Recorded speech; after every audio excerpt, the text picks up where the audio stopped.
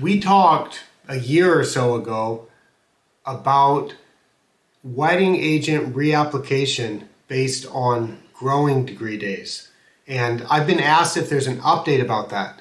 Yeah, we're continuing to do research on wetting agent growing degree day modeling, and kind of the general concept is wetting agents primarily break down by microbial activity, which is a function of temperature. And so we're starting to understand a little bit more about how wetting agent.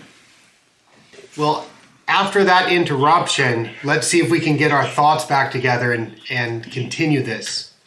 We've been continuing the wetting agent research. Last year, we continued to evaluate some new and some wetting agents we've tested before, and we've been finding similar results the past years.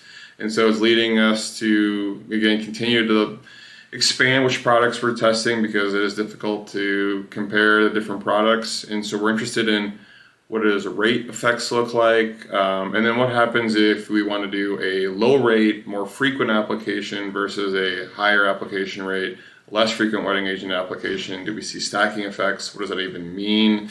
And so this is definitely an active area of research. I'm also looking at what happens if we routinely use the same wetting agent over time. Can we expect the same longevity? And do these growing degree day models work the same over several years? So a lot going on. I try to write about it in our blog at greenkeeperrap.com. I encourage anyone that's interested to follow along and kind of figure it out together. He knew. He's like, someone's going to barge in. Right as we started. It would have been fine if you had just walked in. Put that on the door. Knew as a chance.